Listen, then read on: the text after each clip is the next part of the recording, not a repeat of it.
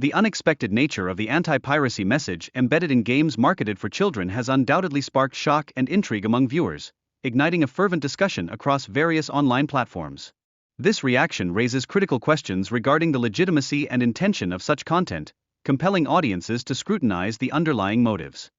In the wake of this curiosity, debunking videos surfaced rapidly, revealing that these anti-piracy screens were, in fact, fabricated.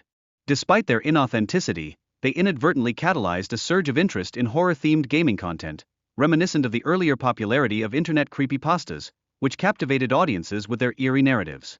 Continuing in this vein, the success of the initial video inspired a multitude of creators to craft their own versions of fake anti-piracy screens, leading to the emergence of a new subgenre within the online horror community.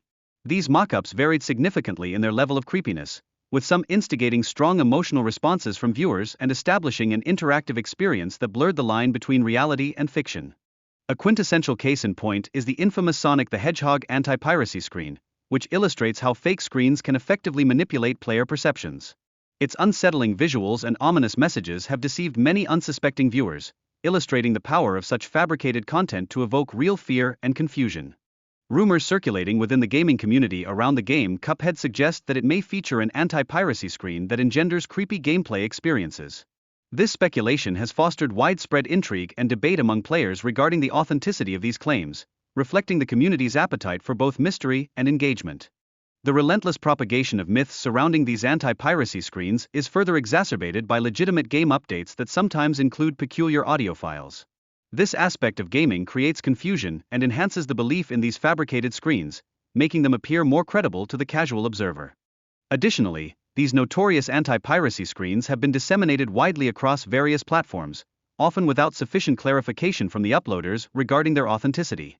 This lack of transparency has deepened the confusion among audiences who encounter these videos, contributing to an environment rife with uncertainty and speculation. Historically, game developers have employed various legitimate anti-piracy measures, such as lens lock and code wheels, aimed at thwarting unauthorized copying. Over time, these methods have evolved to address user frustrations, reflecting a continuous dialogue between creators and consumers in the gaming industry. As the landscape shifted, in-game anti-piracy measures adopted increasingly creative and eerie approaches, with titles like Donkey Kong Country 3 exemplifying this trend through unsettling effects inflicted upon users of pirated copies. This evolution highlights developers' innovative strategies to combat piracy while also tapping into the darker aspects of human psychology. The anti-piracy screens featured in Donkey Kong Country 2 and 3 added an additional layer of complexity, incorporating eerie music and visuals that generated a disturbingly immersive experience for players. This marked a significant shift in how the gaming community began addressing piracy, intertwining gameplay with psychological tension. Moreover, Gold Rush presented a grim cutscene punishing players for piracy, juxtaposing cheerful music against a violent outcome. This stark contrast not only intensified the narrative's emotional impact but also highlighted the psychological ramifications of piracy on both creators and consumers alike. In a similarly inventive fashion, the Abbey of Crime introduced a unique anti-piracy mechanism that involved audio distortion, effectively enhancing the unsettling atmosphere throughout gameplay. Such creative approaches reflect the artistic ingenuity of independent developers who seek to communicate their message through innovative gameplay experiences. Games like The Legend of Zelda: Ocarina of Time implemented clever anti-piracy designs that allowed players to progress through the game, only to trap them at critical junctures.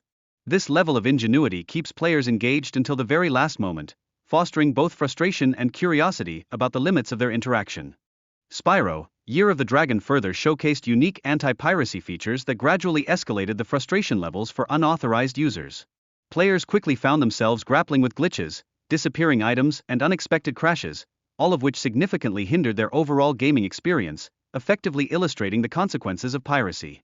Ultimately, the unsettling nature of these anti-piracy screens has contributed to their burgeoning popularity within the online horror genre.